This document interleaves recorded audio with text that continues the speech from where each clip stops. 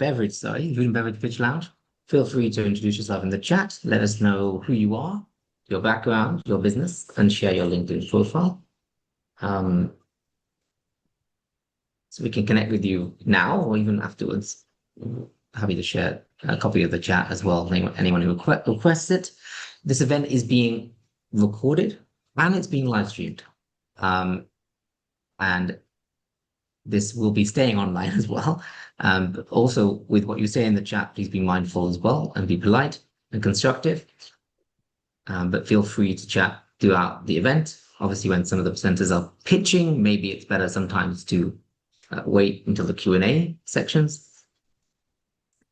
But also, we're not going to be strictly policing that. So this event series is co-produced by me, Jamal Max from Pitch Lounge, Sascha from the Food Beverage Collective and Food Hack Dubai, Tammy Ho from Food Hack Dubai, Miraj Ahmed from Pitch Lounge and Black Belt Global. And we have a growing number of strategic partners now, including two panelists that are joining us today, Elena Succi from RSPP Business Angel and Gennady Goldenstein. We're also placing in the FAQs about our different event formats. So this is our investor demo format that we do towards the end of each month, or whether it's the last week or the second last week, it's usually towards the end. In the earlier part of the month, we always do a feedback, guidance, coaching group session, which isn't live streamed. And that's something we've run for 4 years, going into 5 years as a community offering. This for 2 years, and then now we've started running it at least at cost.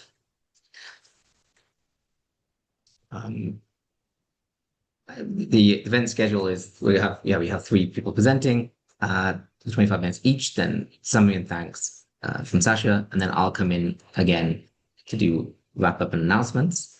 But first I want to introduce and hand over. Before I hand over to Sascha, who's moderating today, I want to quickly introduce her. So she's my co-producer on this event series that I've run since August 2020, and she's been involved since January 2021, which we've run it about 5-6+ times per year. She's the founder and a food and beverage community builder at the Food Beverage Collective, which was previously in London, but then moved to Dubai 2.5 years ago, but she works globally. She's over 15 years of corporate marketing experience working in brand management and MPD for companies like PepsiCo, Coca-Cola, and AB World Foods. She's now specializing in marketing strategy and event management as a freelance consultant, offering consulting and business mentoring to F&B businesses and co-hosting events like this to support the startup community. She was a lead ambassador for Food Hack London, a community of nearly 1,300 food and drink entrepreneurs. But she relocated to Dubai in 2023, and now she's the lead ambassador for Food Hack Dubai. She's also a global ambassador for Forward Fooding and a mentor on the UK government's Help to Grow management course for startups. On a more local level, she's also ambassador for Free From Food Dubai Expo, where I help her with hybrid pitch events on site, and regularly co-produces food and beverage networking events in Dubai. And she set up the Food Beverage Collective UAE WhatsApp group earlier this year. If anyone in Dubai was interested in exploring to Dubai, it's a very lively and very supportive group. I'm just pasting this this registration. That's Sascha's LinkedIn. But if you want to access the link for that group, you can find that from the community page on the link on the Pitch Lounge website. So then, without further ado, I hand over to Sascha to moderate the rest of the proceedings. Thanks, Sascha. Thank you, Jamal. Good evening, everyone. I'll just start with an intro about Jamal. So he moved to Berlin 8 years ago to teach and soon started organizing events and workshops in the startup scene and lives between Berlin and Hyderabad in India. He did a venture capitalist course at London Business School in 2020, which increased his ability to coach startups on their investor pitches and make investor introductions. Last year, he was chosen alongside a stellar group of people as a global food tech shaper in the top 100 by the Food Cons.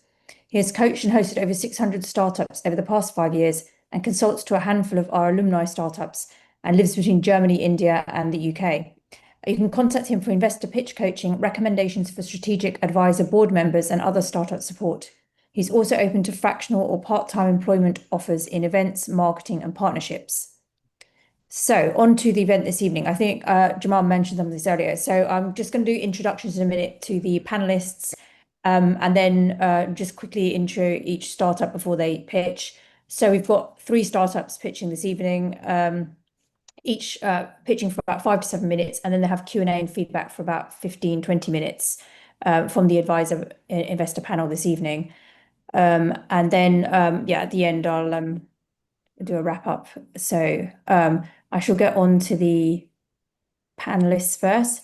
So first up, I have Anthony Stam, who is new to our events, partner at Beyond Impact VC, board member at Yeast Up, pioneering impact investor in plant-based food tech, alternative proteins, including Mighty Les Nouveaux Affineurs, and sustainable food systems. He's got over 20 years of private equity and M&A expertise across Europe. So he's a venture partner at Beyond Impact VC, a Switzerland-based venture capital firm investing in plant-based food, sustainable agriculture, alternative proteins, precision fermentation, and cruelty-free innovations, from plant, fungi, and algae proteins to upcycled food waste solutions. He's an advisor at Nature RE Capital and a board member at Yeast Up. He supports scaling innovative biotechs that upcycles spent yeast into high-value plant proteins and fibers, contributing to more sustainable food systems and circular production. He's got over 20 years experience in private equity and M&A across Europe and North America, and brings deep investment expertise to venture capital partnerships, helping founders and funds navigate growth, capital strategy, and impact-orientated scaling. So that's welcome, Anthony. Next up, we've got Elena Suchu. As Jamal mentioned, she's one of our regulars and a strategic partner of ours. She's the founder and CEO of RSVP Business Angel, a judge and mentor at Mass Challenge Switzerland and Founder Institute London. She's a food and drink challenger brand advocate, angel investor, and ex-Diageo. So she leads the RSVP Business Angels, where she supports AgTech and food tech and climate tech startups with mentorship, investor access, financial strategy, and fundraising preparation. She serves as a judge and mentor at Mass Challenge Switzerland, Founder Institute London, ETH Entrepreneur Club, Rainforest, and EIT Food. And she helps food and AgTech innovators scale through investment readiness and strategic partnerships. And she draws on over 15 years of experience at Diageo and in venture investing to champion food and beverage challenger brands and impact-driven food tech ventures worldwide. So welcome, Elena. Next up, we have Gennady Goldenstein.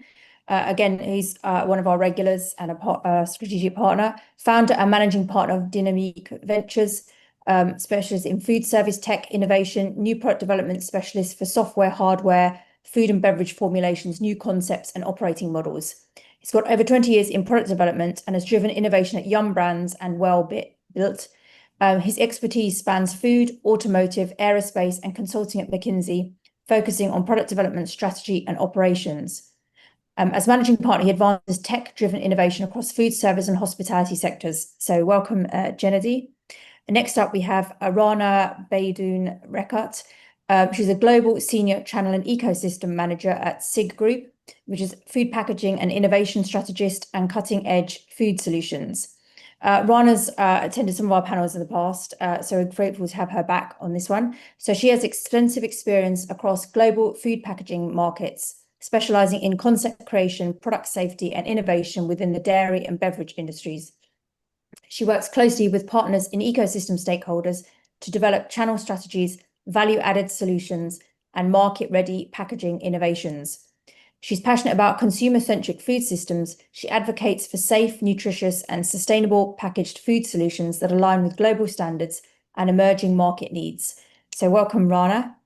And then finally, we've got Ravi Kakara, founder of Investors Forum, New York City, co-founder of Global Air Water Generation Initiative, Chief Strategist Officer of Aero Nero, investor, entrepreneur, and awarded sustainability champion.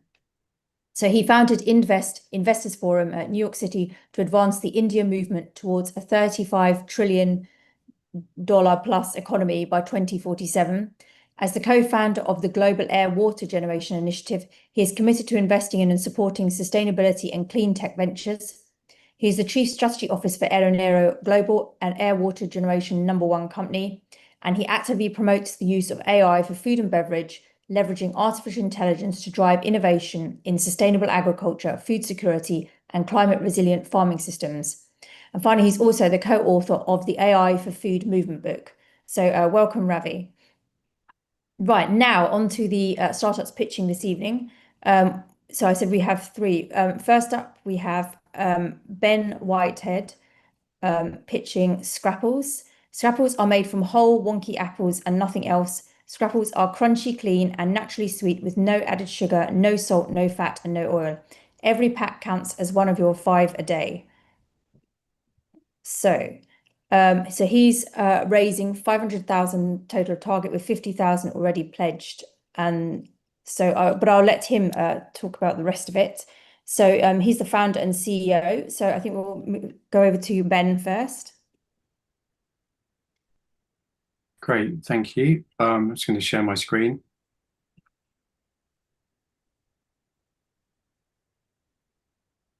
Can everyone see a big Scrapples logo? Yeah, that's great. Lovely. Thank you. Lovely to meet everyone. I'm Ben, founder of Scrapples. We make award-winning healthy apple crisps for kids.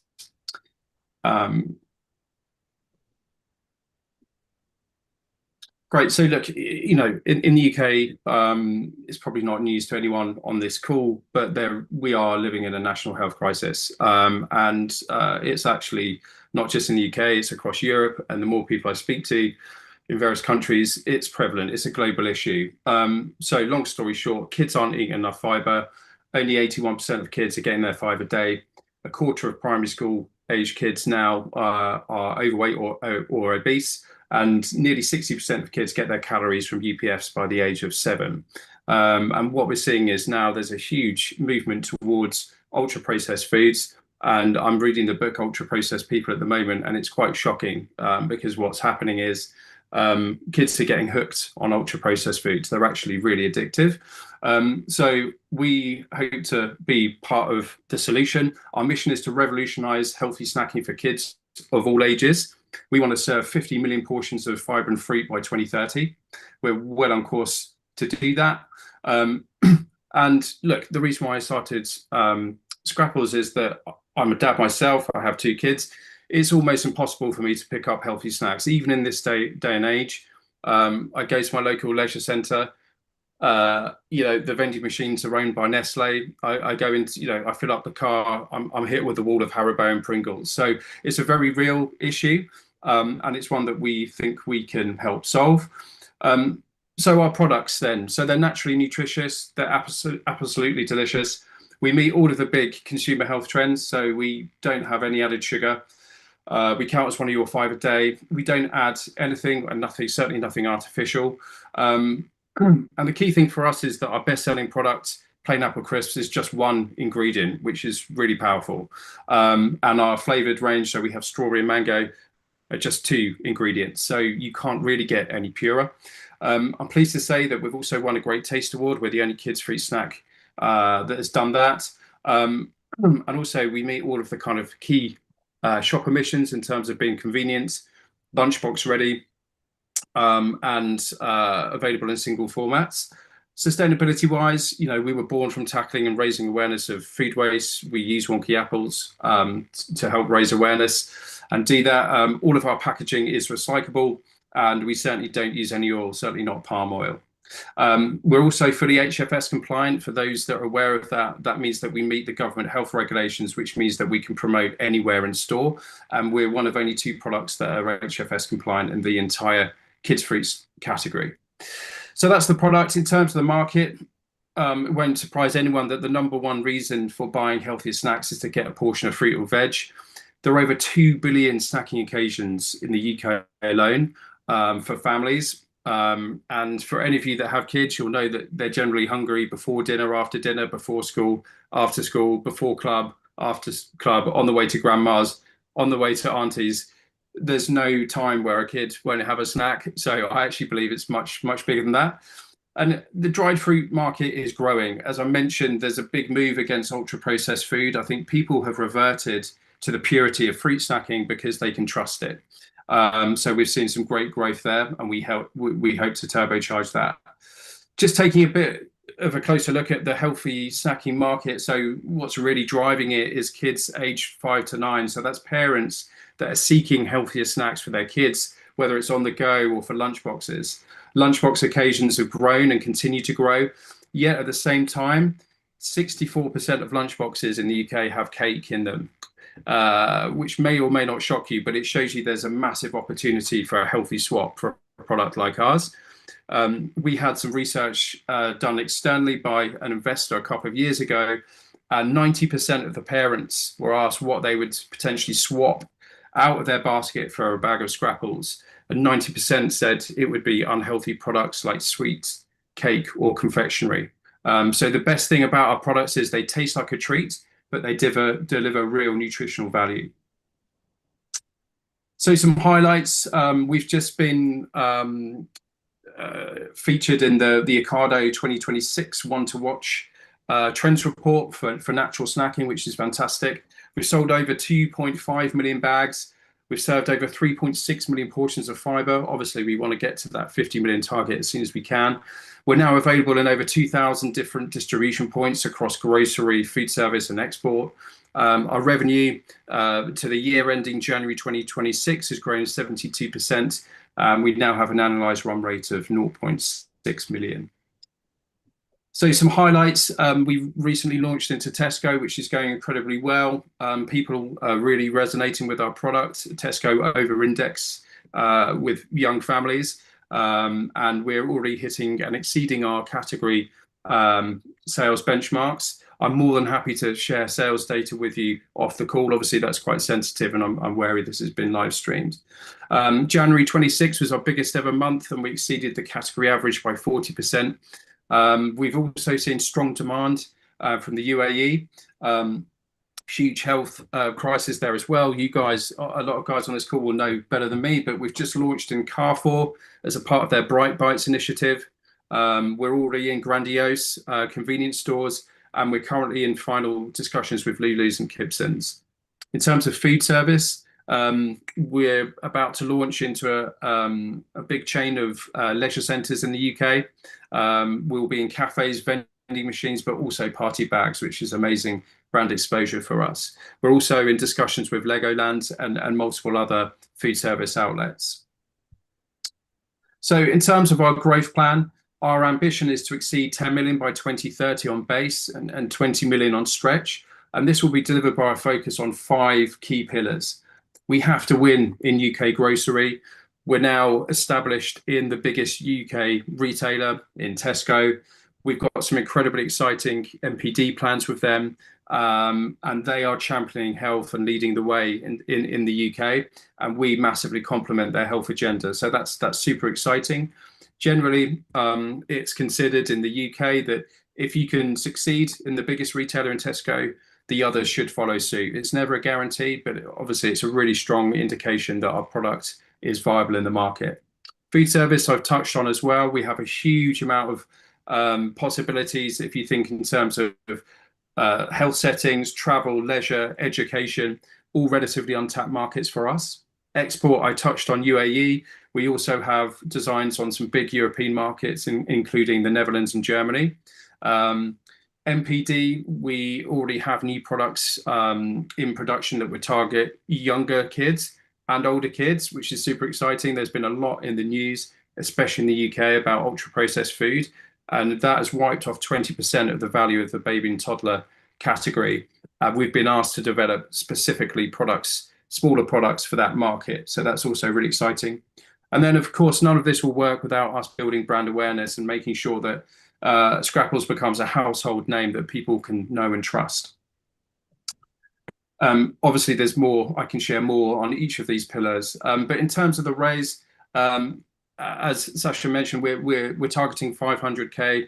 We have 50k pledge from strategic angels that all have a background in food and drink, which is really exciting. And look, the spend for us, it's really key that we focus on building the team. At the moment, it's me and some very exceptional fractional staff, but I really need to build the team out so we can meet our growth goals. MPD is going to be massive in terms of taking advantage of the market and making sure we can launch cross-category. And of course, marketing. All of you guys know the food and drink industry. You know you have to invest ahead of the curve, build brand awareness, and build that trust with consumers. So on to my last slide, I just thought it'd be worth sharing some of the exits that have happened in the kids' fruit snacking sector. Some household names here: Kiddelicious and Bear, both purchased by Lotus Bakeries for 4 times their turnover. And that's what we would like to do in 10 years. Sorry, when we hit 10 million. So thanks a lot. It's been a pleasure to chat to you all. If anyone has any questions, please go ahead. But I also know there's breakout sessions later on as well. So I welcome any conversations at that point. Great, thank you, Ben. Great presentation, and great to hear you're doing that. I mean, I wish I had that when my kids were in the UK, but but it's good that you've got them here. So I'm going to go and seek those out next time I'm in the shops. Right, over to the panel. Let's have a look. Gennady, would you like to go first? Sure. Hi, Ben. How are you? Yes, good. Thank you. This is a bad time for this pitch because I'm hungry. I need a snack. Whereabouts are you based?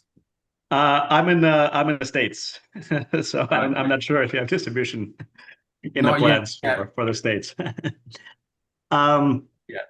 What's your it's going to be a big question. They're just all related. Sure. What's your price point, and what's your margins, and kind of a follow-on, so you can sort of monologue it. Who is your competition in the better snack, healthy snack sector, and how do you compare price-wise to both the better healthy snack competition and the potato chips unhealthy products that are in the markets, that are on the shelves?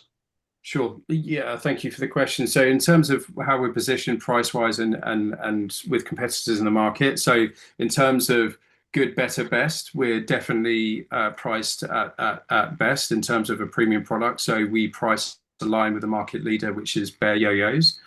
So a multi-pack of Scrapples will sell out at £2.95 on Tesco, £3 on Ocado. In UAE, obviously, it's much higher than that because of all of the logistical work involved.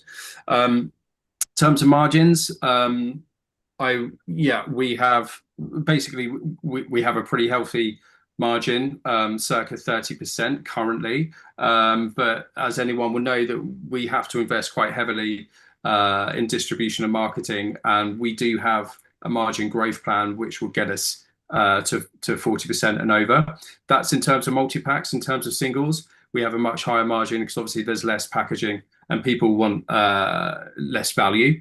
And yes, competition. So yeah, I guess the way we differ from our competition is if you look at the kids healthy snacking market and the fruit snacking market, whether it's in the UK or the UAE, you'll see that a lot of those products are chewy confectionery replacements. So some of them are definitely healthier, like Bear. Some of them definitely aren't, like Fruit Winders. So they pretend to be healthy, but actually it's just confectionery. So we are quite different in that we are HFS compliant. We have one ingredient. We're high in fiber. And also we're crunchy and also sustainable. So yeah, plenty of differentiation there, and really for us, plenty of scope to exploit our health credentials. I gotcha. So you are at $2.95 per package. So let's stick with that package factor. For the same package, give me a number, right? What's the unhealthy snack where you're $2.95? So unhealthy snacks, well, we're not in that category, so I would never benchmark us against a fried crisp product because we don't sit next to them in store. But yeah, just for in terms of what a consumer, I see what you mean in terms of their switching. Yeah, you can get multi-packs as low as £1, but you can go all the way up to £3.50 depending on what it is. There are healthier versions of crisps now, if you think of as extruded snacks, which would certainly be towards the higher end. But we price align with like a bag of Scrapples is the same price as a a fresh apple. And in terms of kids' fruit snacks, it's price aligned with the best products in the category. Okay, makes sense. How are you producing now, and what's your plan for the future? Are you guys doing your own production? Are you co-packing? What's your approach? No, we outsource our production, so we're a super light team, and that's worked really well for us. And it's massively scalable, which is great news because yeah, we're seeing the demand now, and obviously you know I've shared our growth ambitions. That's super important. So yeah, supply chain is really secure. We have a great relationship with our manufacturer and our co-packer, and they're aware of our ambitions and obviously have supported us to launch into the UK's biggest retailer. Makes sense. And is there anything proprietary? Is there any IP? Is there any moat other than good flavor and good market positioning and good branding? Like, is there anything proprietary that would form a hard moat against competition? Yeah, there's a couple of things. One, we have very bespoke production specifications which are owned by us in terms of the type of apples we use and the process that we use. So we have that, and we are also now finalizing a new exclusivity plan since we've launched into Tesco with our supplier. They obviously want to back us. We're their biggest UK outlet, and they're keen to get behind us. So yeah, we have protection there as well. Not in terms, not just in terms of the current range, but also future MPD. And we've also devised a way that we can add vitamins to our products. Makes sense. Ben, thanks so much. Appreciate your time. That was great questions. Thank you. Right, next up, Rana, would you like to go next? Yes. Hello. Hi, Ben. Hi there. Hi. I had so many questions, but you already answered them, but I still have quite a few too. So first of all, really, really impressive. I want to tell you, last week, I already saw Scrabbles in Dubai. We went on a hiking trip, and one of the ladies had actually Scrabbles with her. That was her snack. It was not a protein bar, but it was your apples. So amazing. Oh, that's great. Yeah. So I'm curious, as you scale, what has been so far your biggest challenge, and how did you overcome it? Yeah, good question. I think, I'll put my hands up here and say, when you're a founder, you have to be multiple things. At the moment, I'm head of operations, head of marketing, account management, growth, innovation. So look, I would say for me, team has been the biggest challenge. I actually have reverted to a model where I use fractional staff. So in terms of how I've overcome that, so I use experts, but for very defined periods of time, rather than having staff on the payroll that may not perform, because I've been down that road before. One example is, I hired an Oxford grad with a food ops background that I thought would just be transformative, and it was anything but. So yeah, I overcome that by using fantastic people, but for very defined periods of time. Obviously, a big part of the investment is so that I can grow that team. And, I know who my first hire is going to be. And I'm constantly building networks to work out the right people to bring into the business. So, yeah, I hope that answers your question. Yeah, that's amazing. Regarding your MPD, so I saw you have different flavors right now in the market. You have the mango and you have the strawberry. And you have also the teenage flavors. I think it's a pie and a caramel, right? So when you want to extend your portfolio, what are you looking for? Would it only be an apple base, or are you looking for other fruits or other vegetables as well? It's a really great question. I have to be a little bit careful. I'm just wary. I don't want to give away too many MPD secrets. But look, what I can share is that the reason why we focus on apples is because actually we've trialed different vegetables and different fruits. Apples by far resonate the biggest with kids and families. it's rare you find a child that won't eat an apple. They're sweet, they're crunchy, they're delicious. There's so much we can do with apple that first and foremost, I want to be laser-like focused and actually look at the different formats. So we can go smaller pieces, we can go into cubes, we can go into handheld bags. We can go into smaller bags for toddlers. We are also looking at what other nutrients we can add. Now, I'm wary of the ultra processed movement, so we want to stay as clean as possible. But I am going to be working with our supplier in March on how we can integrate vegetables into our products, and that's on the request of a major retailer, actually. So that's super exciting. So there's lots of different ways we can go in terms of formats and flavors and integrating vegetables. Yeah, that makes a lot of sense. So who does your MPD? Is it you or you work with an agency? Yeah.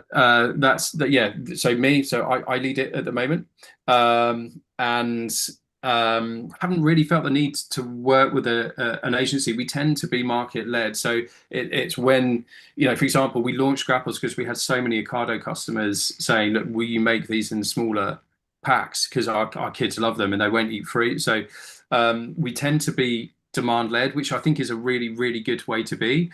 We're always trialing and testing things with consumers in the UK. So we've tried apple cubes, different flavors, and added vitamins, and I think that's the best way to go. So yeah, I guess a network of families are our chief MPD testers. That's amazing. I have 2 quick questions for you. How do you guarantee the quality of the apples in terms of pesticides? And finally, regarding your channel mix, online versus retail, which one would you believe would be the main growth engine moving forward? Sure. So just on the channel, sorry, you cut out a little bit there. Did you say the guarantee the quality of the raw product or the Yes. product? Yeah, the raw product regarding the pesticides. Yeah, so we follow, so our manufacturer and co-packer follow the highest certifications in terms of food accreditation. So they're FSC 22000 accredited, Global Gap accredited, and BRC accredited. So they have to follow rigorous testing of all product intake from the raw form to the dried output, and they get audited regularly. So that's how we guarantee quality.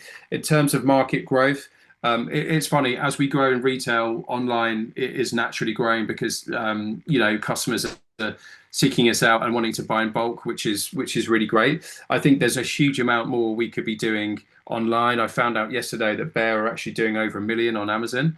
We're doing 50,000. We don't spend anything on advertising. So, that's a part of the marketing investment, is we want to drive that growth. But retail really is at the core of what we do. We need to be where parents are spending their money. 70% of parents still buy all of their food, from supermarkets. I'd say increasingly that's on mobile and on app. And that's great news for small brands, growing brands like us, because one of the most affordable ways to target shoppers, is to use sponsored search terms on mobile and on Tesco.com, for example. And we do incredibly well there, and we don't have to spend a huge amount. So yeah, retail is absolutely at the core of our growth, but online certainly will grow off the back of that. And I think there's way more we can do with influencers and TikTok and converting those younger Gen Z parents into our customers as well. Yeah. Thank you so much, and all the best. Thank you, Rana. Great questions. Sure. Thank you, Rana. Right, running out of time for the panelists, so only like 1 or 2 questions maximum each. Anthony, would you like to go next? Have you got anything to ask? Sure. No, and hi, Ben. Nice to meet you, and thank you for the presentation. Very interesting. Lots of questions have been answered already. One thing really core to your value proposition, if I understand it correctly, is like the health aspect. Could you say a little bit more about the nutritional value, like the caloric value, vitamins? You mentioned fiber, but how do you exactly process the apples, how much is left of the vitamins? How can you really prove this healthy story on your product? I think that's well, I'm interested, and I think it's key to the success of the product. Yeah, look, 100%. And look, our messaging has become more and more about health, certainly in the last 18 months. So, you know, obviously we're in major retail, so any health messaging is audited by the trading standards. Not only that, but it's also audited by Ocado and Tesco. So for us to say high fiber, you know, we have to share all of our nutritional details. So the key things here are high fiber. So that's, you know, to be high fiber, you have to be over, I believe it's 6 grams, or is it 12? Maybe it's 12 grams per 100 grams. But anyway, so we're classed as high fiber. Also, the process that we use, so it is the apples are sliced and they're dried. So a lot of our competitors, if you look, it's the chewy fruit snacks, is what we call fruit leathers. So a lot of the fruit gets pulverized. And what happens when it's processed like that is it breaks down the fiber and protein. So in our nutritional profile, we're high fiber. We also count the protein, which helps towards our nutritional score. And also there's naturally vitamin C in apples as well. So, you know, apples are ultimately fruit, sugar, water, and fiber.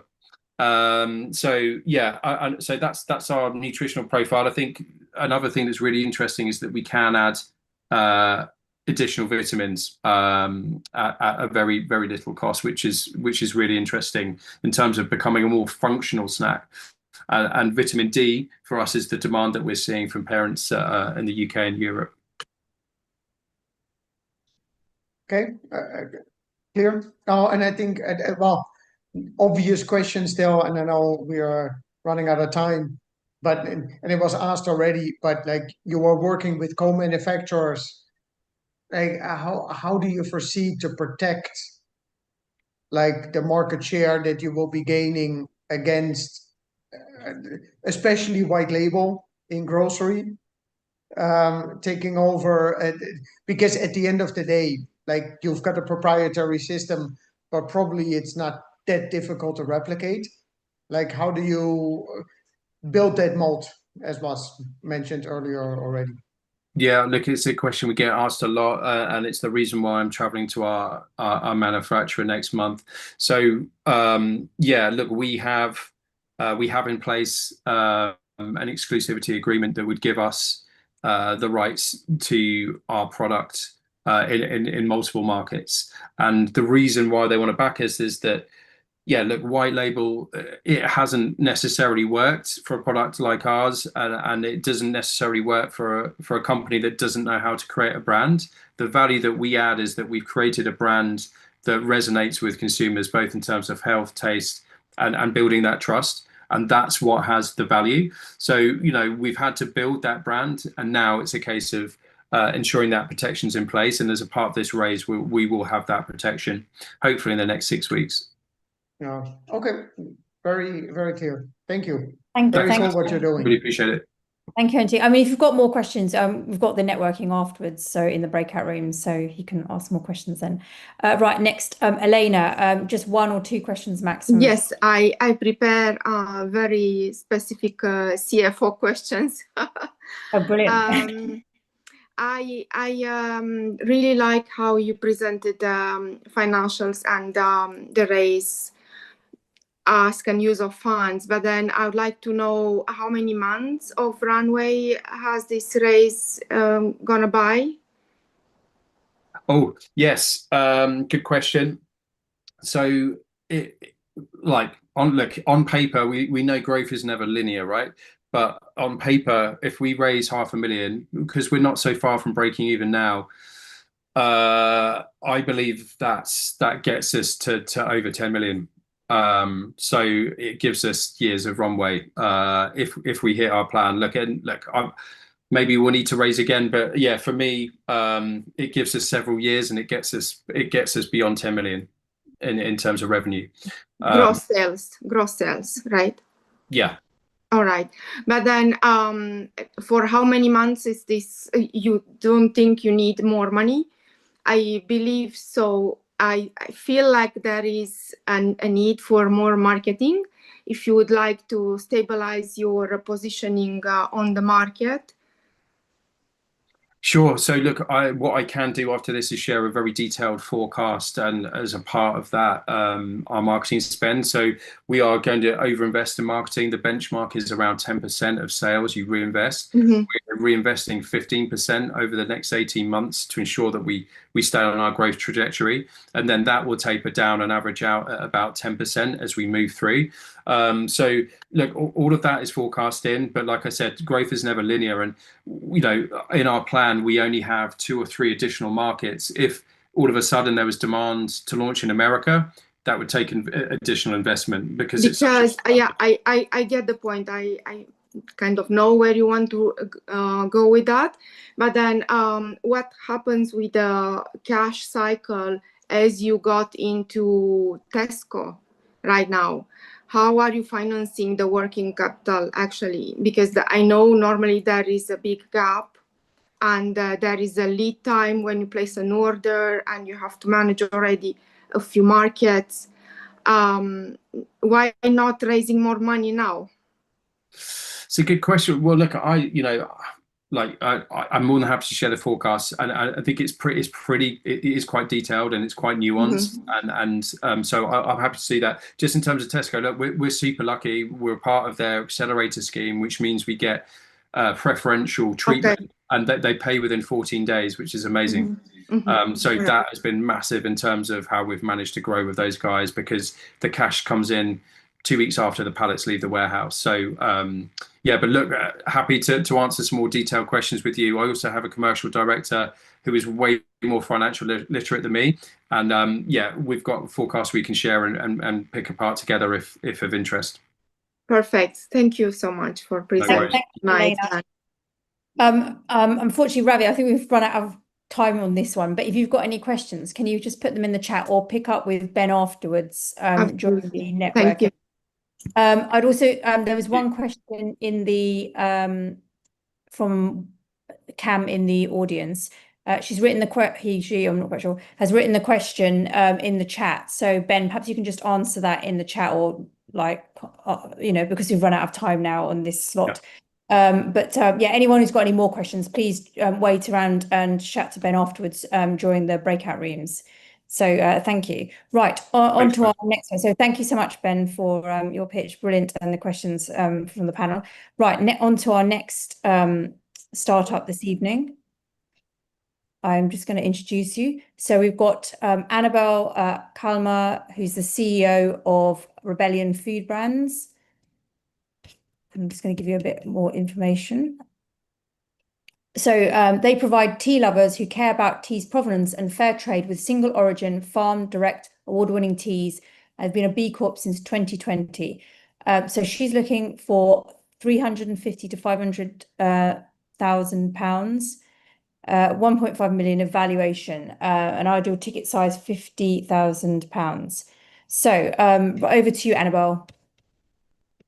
Thank you so much. Okay, that's super exciting. Nice to meet you all. I'm going to share and make sure you see it. Desktop. All right. Can you all see my full screen? Can you see everything? Yeah, fine. Thank you so much for this introduction, and I'm really, really pleased to be here. Nice to meet you. I'm Annabelle. We have founded Rebellion Food Brands to change how the tea sector works. And we go to market with Tea Rebellion and Matcha Rebellion, 2 brands in this space. And we really rebel against the bland, the blended, and the exploitative in the tea and matcha sector. And you can see here all the farms that we work with across the globe. The problem we're solving is that you don't know what's in your cup. So most of us drink teas that are blended or flavored, or if not, even added with milk. And all that diminishes the experience of the tea lover. And tea consumers are really waking up to this. They want provenance, they want transparency, they want trust, they want quality, and they want to see what's in their cup. Most likely your teacup doesn't look anything like my picture on the left. It'd be fannings or dust, very granular tea, and most likely in a tea bag if you're in the UK. What we want to get to is the picture on the right, where you know who grows your tea. This is Lembani. He is a smallholder tea grower in Malawi, and he works with a farm that we trade with directly and benefits through a premium on his pricing for export. He is on our packaging. So actually the product that you would see is our last packaging, which you can see him on there. But we also on our new version have the grower always on the back. And that is really something that sets us apart because there's no other tea brand co-branding with the maker. So we're solving this problem of lacking quality, lacking trust and transparency by putting the producer at center to our product and restoring trust in the sector. Okay, it's right. We got to the next one. So the product, if you think about us, we really want to act like a fine wine merchant for tea, curated, trusted, and rooted in provenance. You'll likely enjoy your wine in a totally different way. If you turn it around, you know where it's from. Well, for tea, you don't. It would be a blend or it would be flavored, and it would come from 3 different countries in most cases for breakfast tea, for example. On the bottom, you see some of the prizes we've won. We've won 34 tea awards for the quality of our product. And we have a full tea matcha service offering across loose leaf, bio bags, these are pyramid bags, powder teas as well, and matcha, like Ochicha matcha and golden milk, and across a range of channels, just to say that we are kind of a full service tea company. Our business model is what sets us apart in how we source. So we source only direct, 100% transparency. We source a finished product. We don't blend or flavor. That's very, very unique in the tea sector. We use sustainable packaging, either recyclable or compostable, single farms only, and we are organic certified and working towards ROC certification. In fact, we're bringing out the first ROC, that's regenerative organic certified tea product for the UK market. We built these long-term partnerships to overcome the problem of auction buying in the tea sector, which is tactical, doesn't reward the farmer for doing the right thing on the farm, and really undermines how we think trade should work. And that allows us to work with smallholders, family farmers, and cooperatives. The challenge is building a brand that people who are very loyal to the tea product will know. And it was interesting, Ben, your focus on brand building there as well. So our brand is a challenger brand. We're here to break the status quo in the tea sector, but it's also a hero brand because people get excited about what we're building. So we do this by going to a lot of live events. These are tea festivals and also have quite a strong presence on social channels. And that means that people have heard our story, built trust, and then sign up to our newsletters, and we can realize quite good order values and recurring customers through the online D2C channel. In terms of revenues, we have been growing at 2.8 year-on-year in the UK and across a range of channels. And that rate is what we're projecting forward. We also have some income from Canada as well. So we're not just selling in the UK.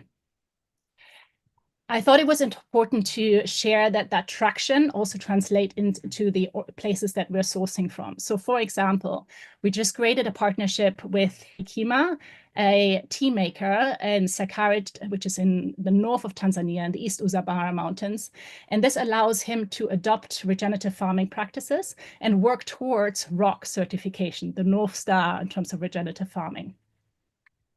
Another thing we're doing, and in order for our customers to understand what it means and to move away from, for example, Black Friday campaigns, which just undermine the value in the market overall, is to promote Green Friday campaigns. And for the last couple of years, we've built and supported the September Tree Planting Club through these campaigns, which really create shade trees, fruit trees, nut trees on our partner farms, in this case in Malawi.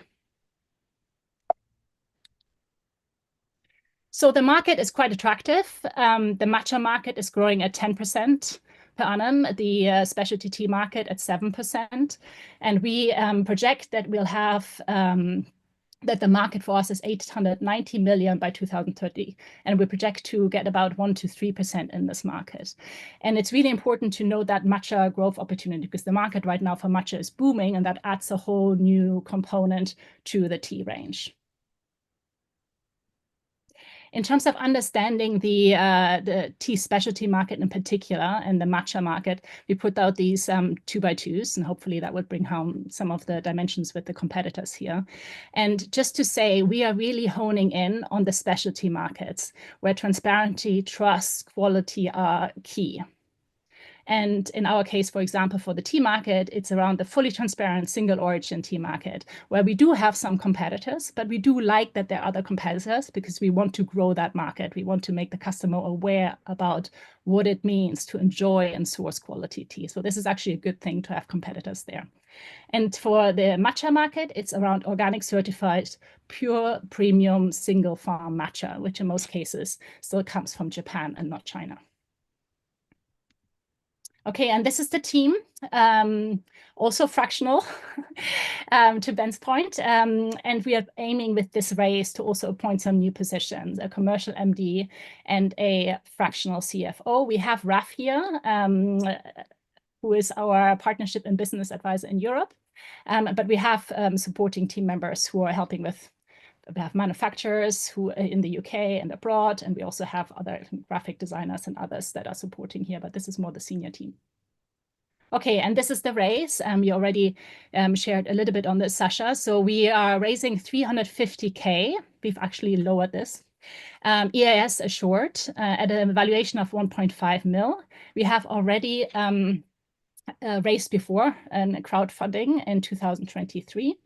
And we want to use those funds to grow our annual revenues to 5 million in 5 years. And we've detailed a little bit what areas we're looking to invest mostly in, which is growing wholesale, building the brand, stronger brand awareness, very important, because a lot of this is a brand play, and scaling operations in terms of efficiency operations, not duplicating things, and also the key importance of some commercial senior hires.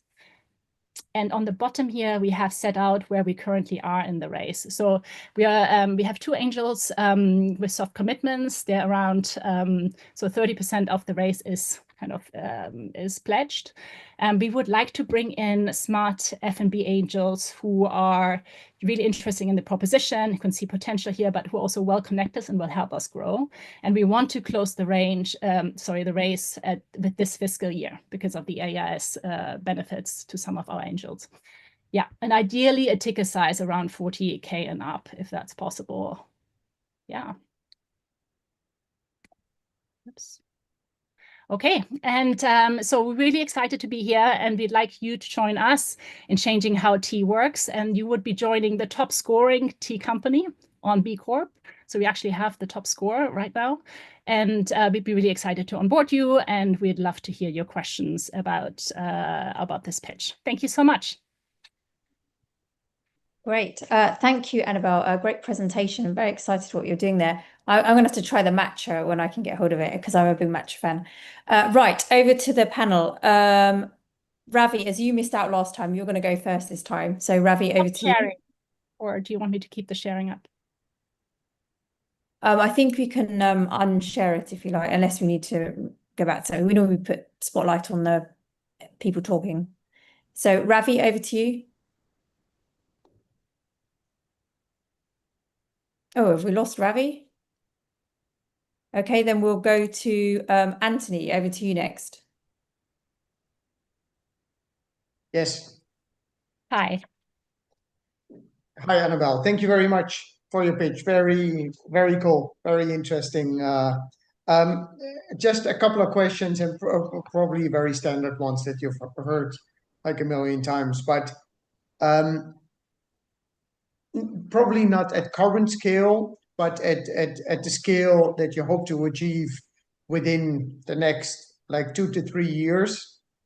What kind of price premium would you require versus maybe not like the mass market blended products, but like more the premium products with maybe a little bit of a sustainability angle. But what kind of premium would you require to make your business work?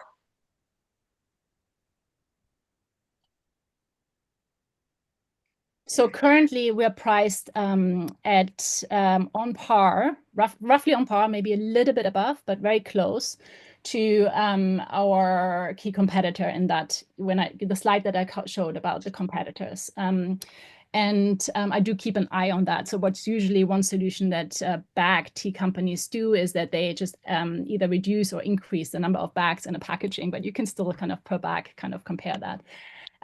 We have been, I would say in the UK, we've been pricing on par with premium. And the question becomes, do we want to continue to look affordable on the shelf and therefore maintain that and maybe reduce the amount of packaging that's in there, but then you're spending a lot on packaging proportionally, or increase the point of sale, like the price point on shelf. So once tea comes around £10, it's really hard to sell a box on the grocery shelf, right? So people are used to a price point around £5 or something like that. So it's, yeah, and we are not, naturally, I mean, I've shared that we're not in larger retailers. We work with organic grocery stores that have a premium selection. And so the point of where do we need to be if we were in Tesco, not 100% sure yet. I know that the price point is much lower and even our competitors aren't in Tesco at this stage. So none of the ones that I count to be my good competitors are currently selling, for example, in Tesco and Asda. So I think it's a question I have to look at as we grow. Yeah, no, clear. No, because like the natural follow-on question is, of course, like, have you done much research into, say, customer willingness, or like what the price flexibility is for customers? And of course, you're targeting like quite like a niche part of the market still. But like where the pain point is and how much are they willing to pay for indeed the full transparency that you're offering, no blends, no flavoring. Have you got any feeling of what kind of premium people are willing to pay?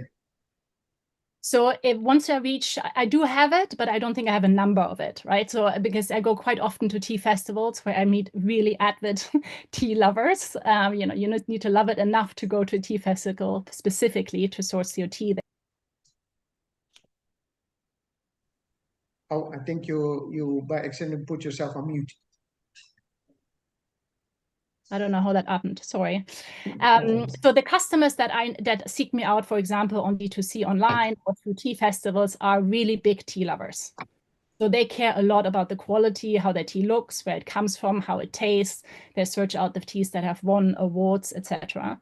So it's a totally different customer to the one that would go into a grocery store and just buy their packet there.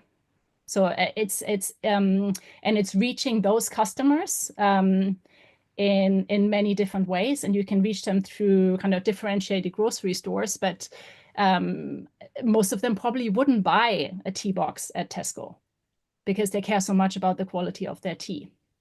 And it's the challenge as we grow is that, yes, we want to reach the customer going to Tesco because, of course, we want to expand and make sure everyone drinks great tea. And the impact that we can have with the farms is much, much bigger if, you know, of course, we grow.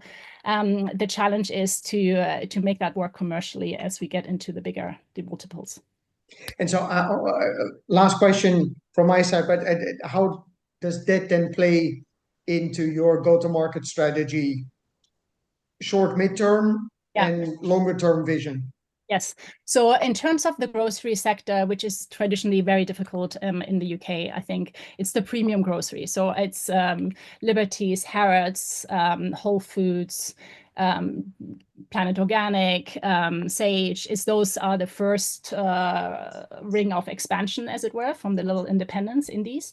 And then once that works well and we have enough brand awareness there and enough velocity of shelf, it would be then looking at the wider multiples. Online, I think with Ocado, we're in conversations about launch this year.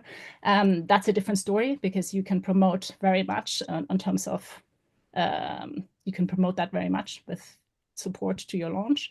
But in most of the other bigger stores, I think it's a question of having stronger brand awareness across the UK before we launch in those stores. Yeah, of course. Okay, very clear. Thank you. Thank you. Great. Thank you, Anthony. Ravi's back. Apparently he dropped off, his internet cut out. So sorry about that earlier. So Ravi, do you want to come on now as you missed out last round? Yeah, thank you very much, Annabelle. Fantastic product and great to know that you're doing fair trade. I'll just try to see if my camera comes on. Yes. Yeah, there it is. Yeah. So right now I'm in the land of tea, Kenya. So you can imagine, and I see that on your map too. Amazing. So really, yeah, so lovely. Just to understand from a investor perspective, right? And if you're looking at your burn as well as the question earlier on GTM spend, if you could really elaborate a little bit more. And if you look at also from a 5-year perspective, right? So if you can draw that roadmap for me, it would be very, very helpful. Okay. So go-to-market, the first part, go-to-market perspective. So we want to expand both into the hospitality sector, that's particularly offices, and we are in conversation with some of the catering companies that in the London offices, because they're also serving tea, as well as into the grocery sector. And the grocery sector traditionally is a challenge because of the margins in tea, specifically in the UK. So both of those are target areas for us. And in terms of the expected route, it might be hospitality first and then grocery. I've mentioned already some of the grocery targets that we have where we're in conversations. As the expansion for the hospitality sector requires less funds behind it than the grocery expansion. So we want to take that one first, even while we're in the race. And then when we're definitely raised and have the money in the bank, we would then be pushing more on the grocery side. And it's also the support of part of the senior team. I'd really love to bring on board people who are more connected in the UK grocery sector, because it is a difficult one in terms of entry, in terms of how things work, in terms of the tea shelf is really dominated by Booker and other Lipton-owned brands. So it's really difficult to even get the shelf and exposure from a brand perspective, and therefore have the pull. So yeah, so that's part of the challenge. And we, in terms of our growth, we're really thinking D2C is, we want to be across at least 3 channels, D2C, grocery, and hospitality at the same time, roughly the same split, because we've seen how it is when, you know, one of them completely falls away as during COVID. So. And if you just tell me the 5-year, like in terms of your investment plan, if you could just say a few words on that, that'll be great. Yeah, so the last raise was in 2023, and we are just now raising again. So we're in 2026. So we don't have a terrible burn rate, I would say. We're still kind of okay in that. But I do really want to grow the team at this stage. So yeah, Raf, feel free to come in. This is kind of also your area in terms of forecasts. Do you want to say something? Like what we want to, what we aspire, an investor return in 5 years of 10 to 20x. That's what we aspire to get. Yeah, and we want to be neutral, EBITDA neutral this year. Okay, great. Okay, well, thank you very much, and fantastic product. We'll be in touch. Thank you, Ravi. Great, thank you, Ravi. Elena, over to you next. Yes, just to see if I'm on mute. Yeah, hello, Annabelle. I think we have met in 2024-23, if I remember correctly, right? In person. Yes. Yeah. At a trade show in front of yes. Find food? Oh, yeah, it was something about food, yes, of course. Amazing. You remember, right? Yeah, no, now that you say it, I remember. I mean, you felt familiar, but I couldn't quite maybe. Yeah, that was the time. Yes. And we were talking about Canada and so on. So congrats for all the beautiful progress you have made. I'm surprised, but we keep this conversation for later. And speaking of progress, I wanted to know about what would be the constraints when your volume of sales are jumping to another level in terms of supply chain, sourcing, packaging, working capital as well. Yeah, no, it's a good question. So we've set it up in the UK so that we have some slack. So we have two co-packers or manufacturers, you call them, that we work with. They're both organic certified. I've worked with them for a few years. They do the tea bagging, they do some storage. So basically that allows us to have some slack in the system when we're getting into Q4. I'm also set up at Mission Kitchen, which is an amazing food, let's say, shared food facility in Vauxhall. And so that's also organic certified. So that it creates a little bit of a additional slack. So basically that means that we're not with the bottlenecks in terms of the supply chain aren't as bad as they could be. But of course, when order sizes increase, you need to have better forecasting and buying, and some of the products also take longer to get to us than others. But I'd really like to ship everything, but then if you have shorter order timelines, you have to fly it, which isn't great for your carbon footprint. So there's also basic management and forecasting required as we grow. Working capital. Well, ideally, I wouldn't like to, ideally, I'd like to have some buffer for working capital. But it's also something that, there's some platforms out there to help you manage that, and you can push back on stores in terms of what they propose. I mean, I had one retailer once say 60 days. It's like not okay these days anymore. So I think, I think that's, as we bring on board a CFO, we will get better at managing our working capital and managing, just more. Yeah, I see. Just one more question on the same note. I wanted to know what would be the best channel to have the quickest revenue at scale, because you mentioned that grocery, it's hard. Then e-commerce, D2C would be one of the channels I would focus more. In terms of focus, I would like to understand more what's your vision, and if it is also worth the effort to go into hospitality and gifting, and how do you see this, let's say, go-to-market strategy, but beyond that would be the marketing effort that will return sales as soon as possible. Let's say the low-hanging fruits. Yeah, for the short term. The hospitality and office segment is very attractive. It just sometimes takes, because of the procurement processes and paperwork, takes a little bit longer than pushing money behind growing on D2C. So I would say at number one, I would really like to grow anchor clients in hospitality and food service. That's amazing. That would be great. Really increases the amount of turnover that we'd have if we secure that. And at the same time, invest in D2C while we get ready for launching in some, Ocado, etc. Speaking of which, how many followers do you have on Instagram? We have two Insta accounts. One's around 5,000, the other one's around 4.5 or something. One's in North America and the other one's in the UK. I see. Okay, so good luck with that, and I wish you the best. Thank you. Thank you, Elena. Rana, over to you next. Yes, hi, Annabelle. Love your project. I'm a tea lover myself. I have two quick questions for you. Yes. So I saw that you work with so many different farmers around the globe. How do you choose the farms you work with? This is my first question. And the second question, you also mentioned your challenges you're having with the groceries in the UK. Do you have any plans to expand beyond the UK, for example, to other regions? Yeah. Thanks. Thank you.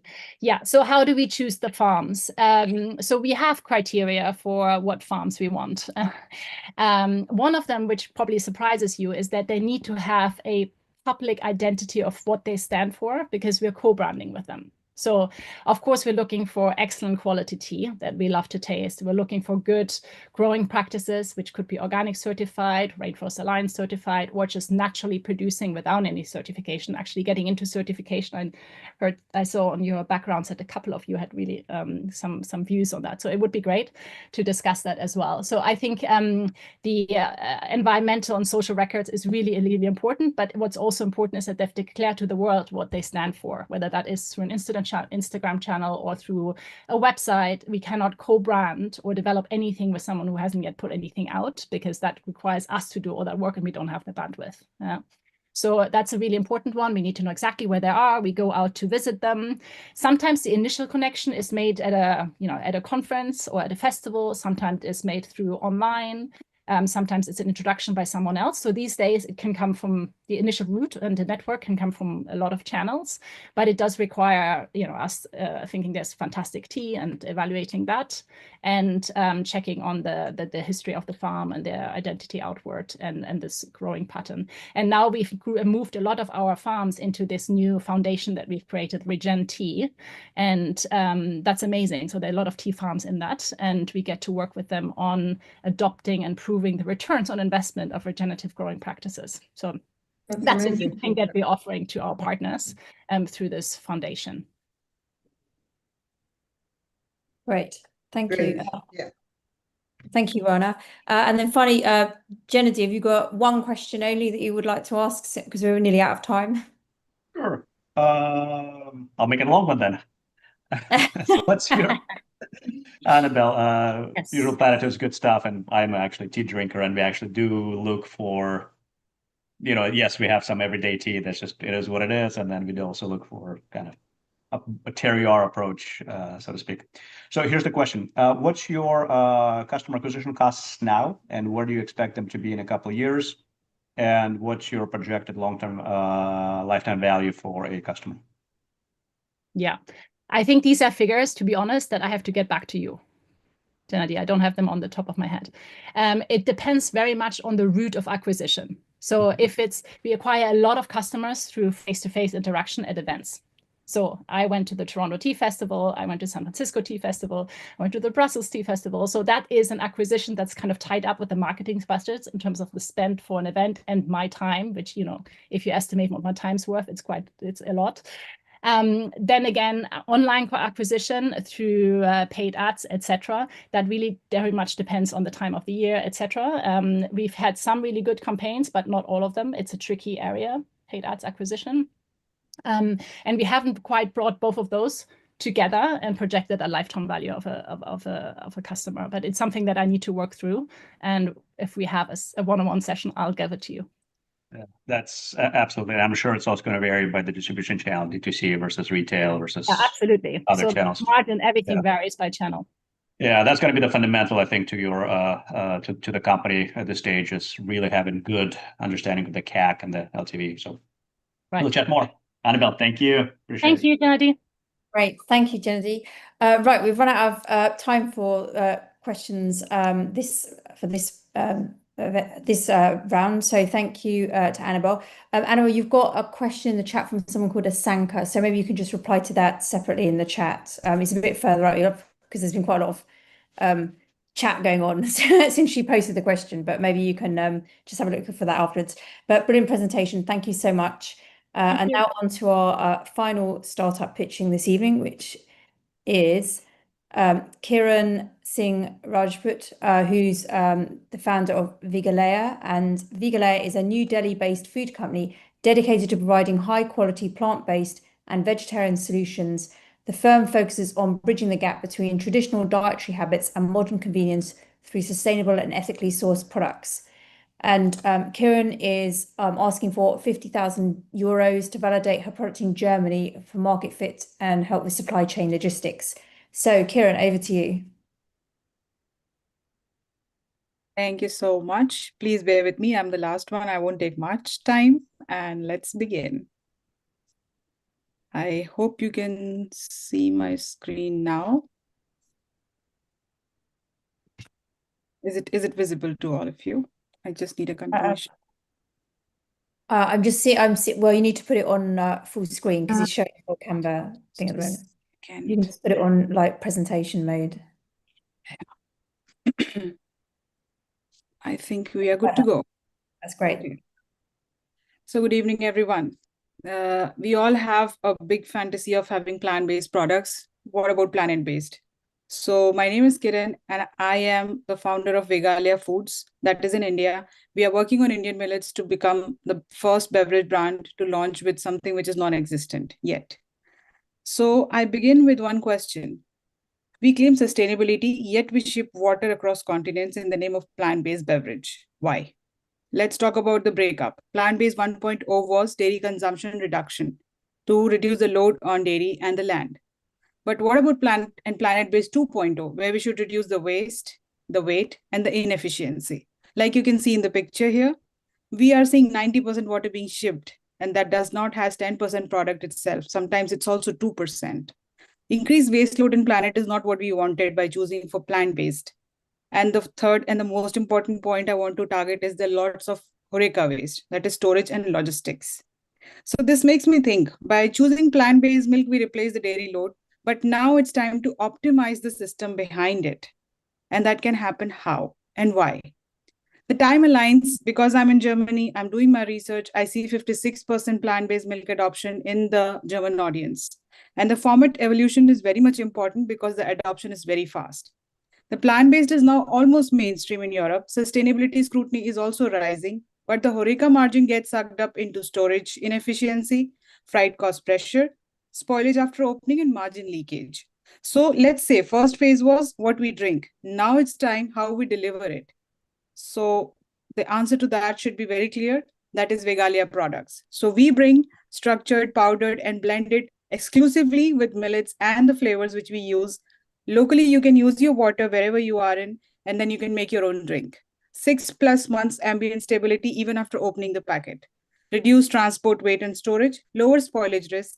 And this makes it very interesting, concentrated, flavorful, and efficient for you to carry almost anywhere in the world when you are traveling and when you are very specific about your taste.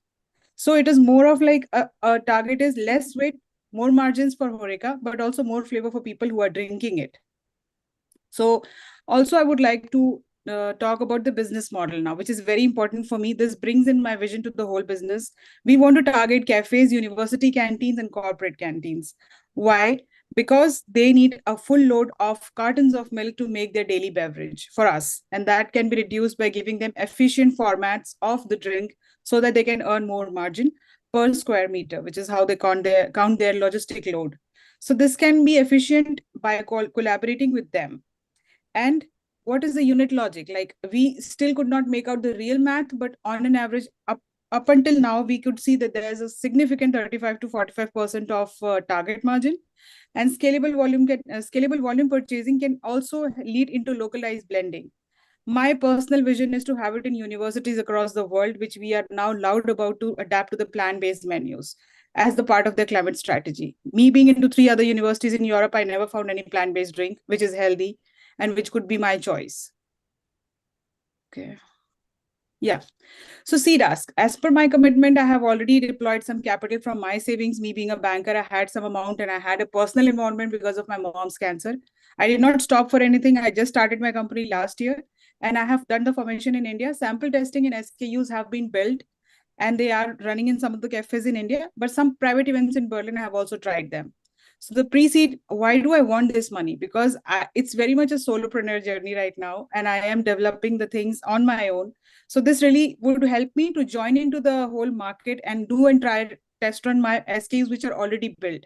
So these are powdered creamer. They want to be in the cafes and they want to get the feedback. We want that feedback to analyze and then maybe redo the whole drink if it is needed. So it is innovated by Indian millets and flavors and scaled for HoReCa efficiency and trust. So we really want to make it happen so that we can have healthy plant-based drinks to have in the cafes. And yeah, a minute. Yeah, that's me. And Kiran Singh Rajput, the founder. I have the history of banking for 15 years in India. And the name is very close to my heart because you can see the meaning. It says Veg means plant-based and Alia is in Sanskrit Foundation. So I welcome you all to just enjoy this whole process of innovation with me. I call it very disruptive innovation, but then let's see where it takes me. Thank you. Great.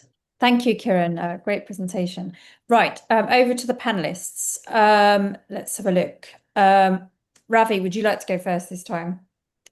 Yeah, thank you, Kiran. I think it's very interesting you have that because, I actually, in the book AI for Food, I talk about one of the citation is of applying the AI model for R&D in a plant-based beverage in Pune.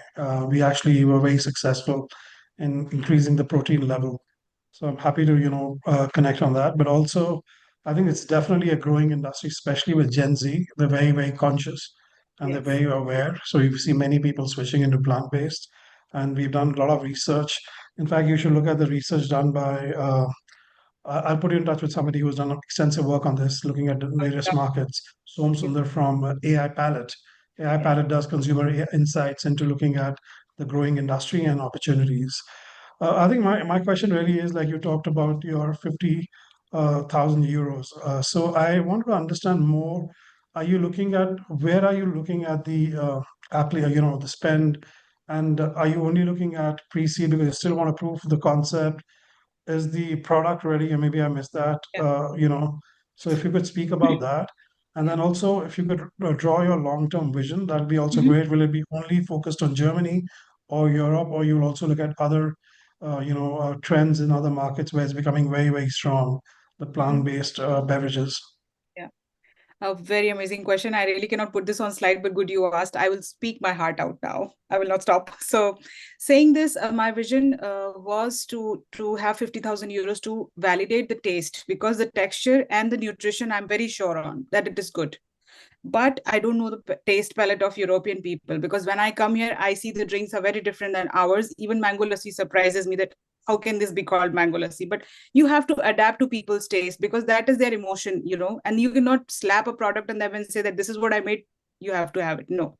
So that is my ask for specifically European, or maybe let's say German market, because I'm sitting here in Berlin right now doing my research about it. So this is my German pitch, and I'm asking for that. We can redevelop it for the other regions. I also have been in Gulf food. I'm in talks for UAE. I'm open to everywhere, because see, South Africa is also very near and dear market for me. I really want to be in places where it is needed, rather than just looking for the potential market and profitability. I really want to be there into a space where people really need nutrition at convenience. So I'm open to this. And my long-term vision, you will always notice whenever you go to order a plant-based coffee, I mean, anything plant-based, they give you a Tetra pack of, the big pack that you pour your milk into. I want to change that. I want to bring a cafe which is exclusively plant-based milk. Like, I really want to have that where people go in. I have avoided a big idea here, but yeah, I'm happy to say this. So this is my vision. I really want to just, have a chain reaction of this millet-based products. And this could be really innovating many different ideas. And talking about R&D, I really want to work with the millets all across the globe. If I get proper funding and proper support, I would love to innovate with every millet possible. So that's my future vision.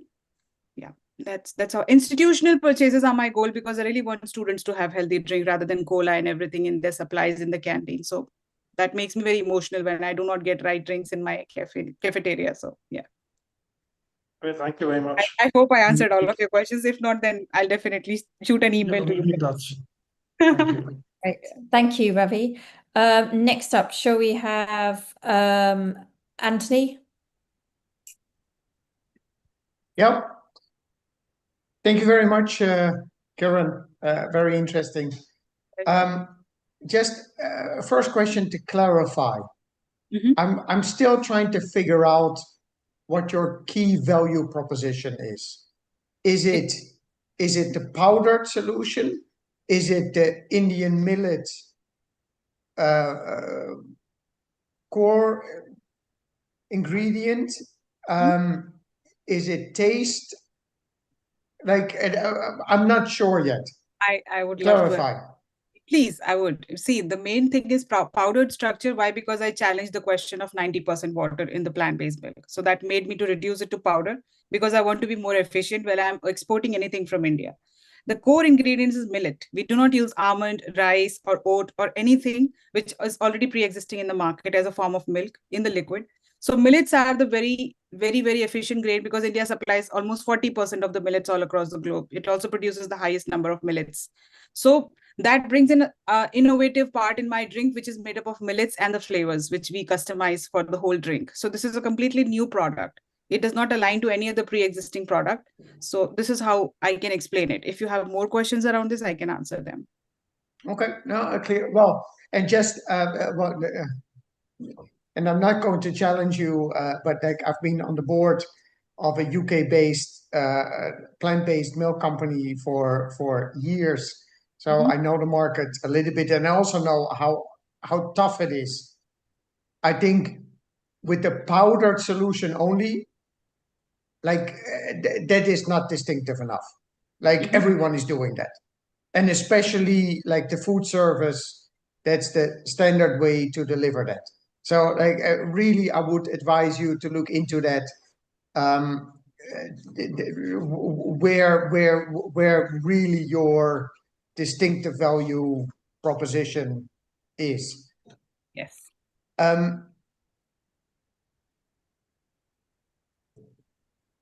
Do you also propose like the powdered solution to the end customer? So not through food service, but potentially through retail? Retail is not my eye right now because it needs a lot of education. People, if they don't know me, they won't buy it. So I want them to reach out to me via their institution, via their offices. I mean, because millet is completely new for the Western market right now, because millet-based drinks are not existing here. Upon my research in Germany, I saw only 2 milk producing companies making millet milk in liquid form. So my is completely a smoothie-based business, which is like having a proper premix, which you can use it and drink it, but it needs education. So I would not target retail right now, but in future, when I see the results, I would definitely go for that as a second layer of my business, but not now because I know. So are you first going more after like the smoothie market or the barista market? We have 2 lines of product. Actually, there are 2 SKUs. One is cold and one is hot. So where the hot is, it is a creamer. It is a powder-based creamer, plant-based version, which can be used in barista. And also the smoothies, this is a high protein, sugar-free. So it has much of the space to explore. And I'm not sure of what to say right now because I haven't tried it in the European market. So I'm looking for the data. For that, I need the pre-seed. That is where I am. Very new. And you were sourcing the millets from India? And yes. Where do you do the processing? It's right now outsourced, and I am going to have my own unit by the next year if I get funded properly. So I have done my recipe innovation with the food scientist and everybody, but I don't have anything with me right now because for the IP, I want to wait because once I have the right recipe, only then I want to go for the IP or the trade secret process. But not right now because it's completely new market. If I do some wrong IPs, it doesn't work for me. It's a waste of time. So yeah, of course. Yeah. Okay, clear. Thank you. Right, thank you, Anthony. Elena, would you like to go next? Yes. Hi, Kiran. So many questions. I don't even know what to start. Speaking of which, you were just mentioning trade secrets and IP. I think this would be something very strategic part you need to take because if you file for IP, then in a few years you have to disclose everything. If you keep it in trade secret, the investors will say, we don't have intellectual property enough to put your valuation that high. So with filing IP and going on that strategy path, you would be functioning almost as a biotech company. So then you have a lot to benefit later on. But then, yeah, I leave this with you and happy to brainstorm. I know a few things because I'm supporting Mass Challenge. So I'm happy to support you with what I know and guide you to or point you to the right people who could help you with this. And then in terms of the 50K pre-seed, I would say this should be a grant in how we speak in these terms, TRL, technology ready level. I think you are level 2, 3, and you are not investable, unfortunately, from the perspective of, let's say, retail investors.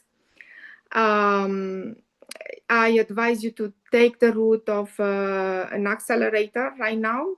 or present this beautiful business model of yours and with your passion and with your knowledge and with your amazing expertise.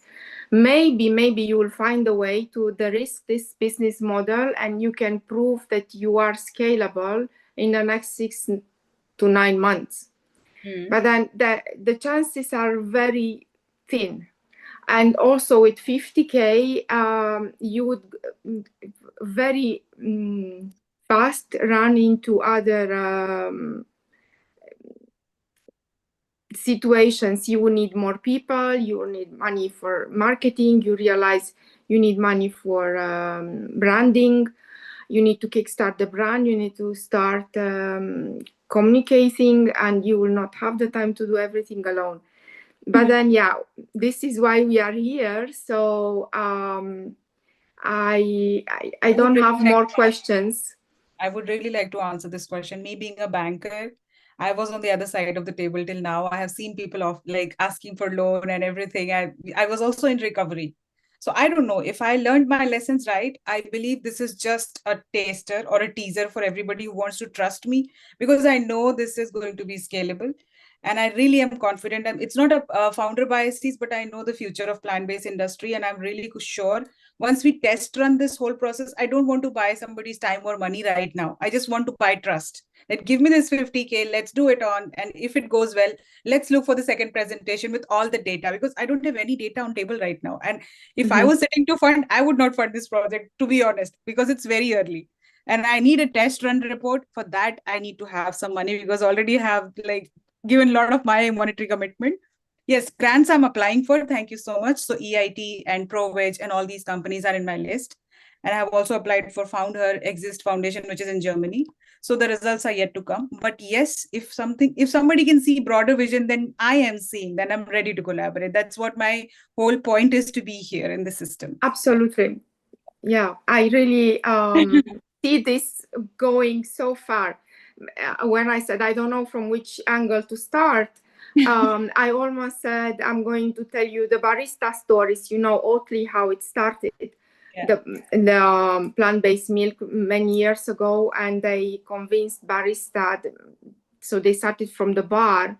Then this is how actually the beautiful branding was taking off. So yeah, there are many things to be said, and I am aware about the time. I'm mindful that there are other panelists here, so I wish you good luck. Great, thank you, Elena. Rana, over to you. Obviously, you're a drinks expert here as well. Yes, thanks. I just have one question for you. You said that one of your main challenges is the consumers' awareness about this product. So what is your strategy to educate the consumers? I think the best part in drinks, what I believe would go for, is the taste. If I try it, I will go for the brand, I will look for it, and I will get that to that place where I can buy it again.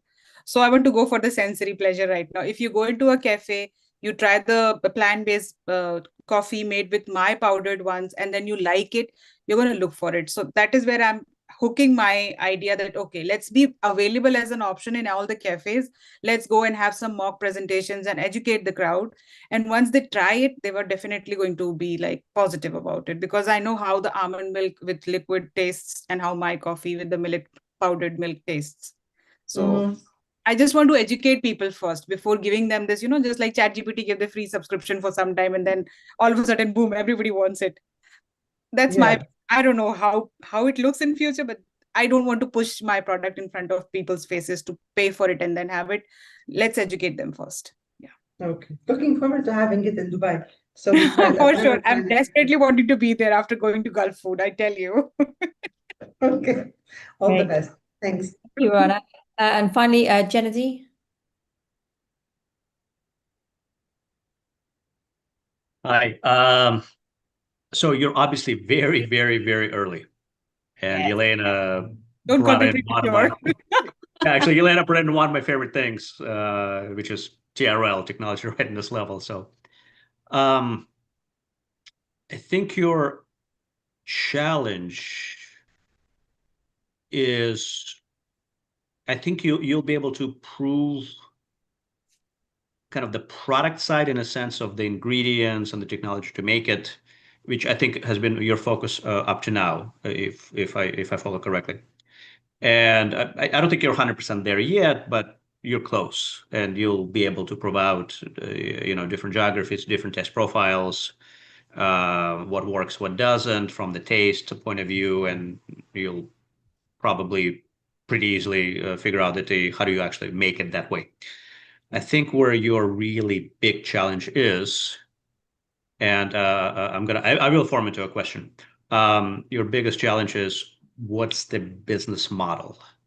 What is the model that will take the millet product and turn it into something that somebody, whether it's the consumer, whether it's the middleman, whether it's some food service operator, is willing to give you money for, in other words, to go from an idea to a business.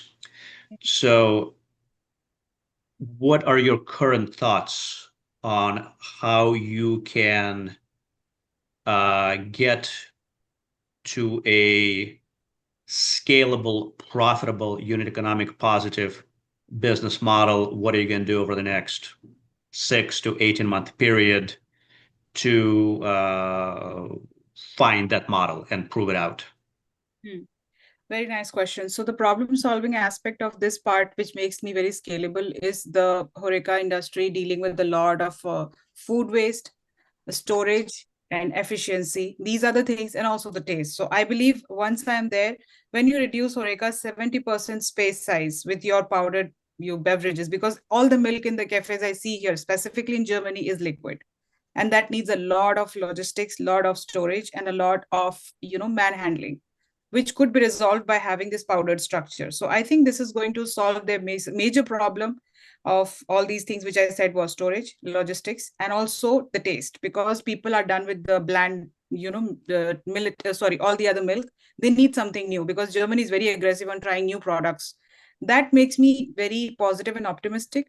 And I am yet in conversation with 2 and 3 cafes in Berlin, which are showing a high level of receptivity. Why? Because I told them that your product is not going to be out of the shelf as an expired one by next 9 months. And if you open it after that, also you can keep your products by 6 months. So that perishability advantage, they will definitely buy. And after COVID, the logistics cost and the plant-based milk cost has automatically increased the overall cost of the drinks, which is almost like cutting down on their profits. So I believe HoReCa would really like to have the margins and the health aspect and the innovative aspect. There are many things to answer this, but I envision myself in this space where I can scale easily, because numbers speak for HoReCa.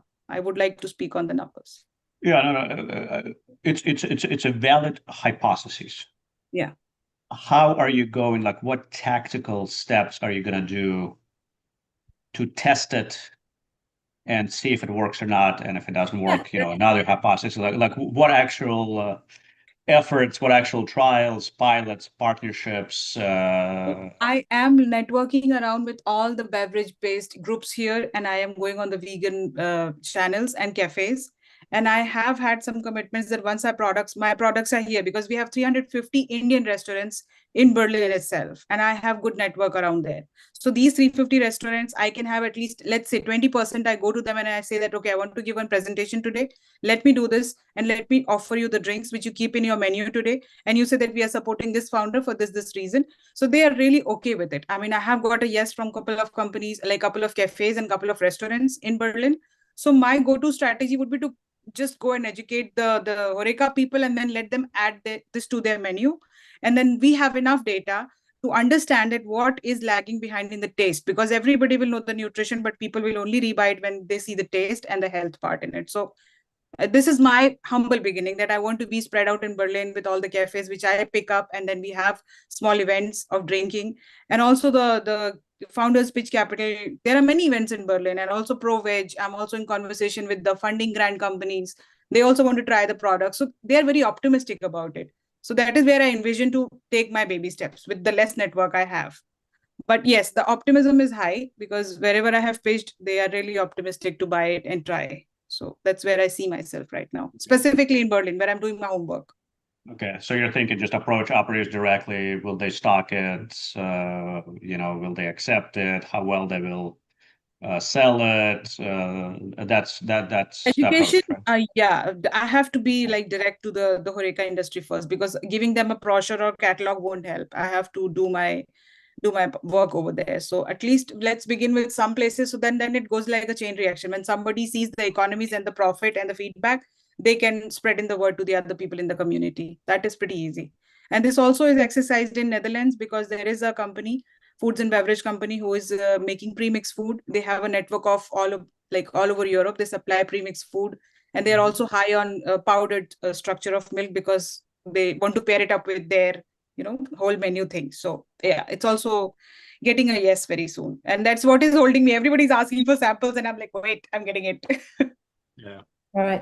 You might want to think, such just 30 seconds later, you might want to think about plan B and plan C and plan D that you could run in parallel, because I don't think you want to do this for the next 5 years.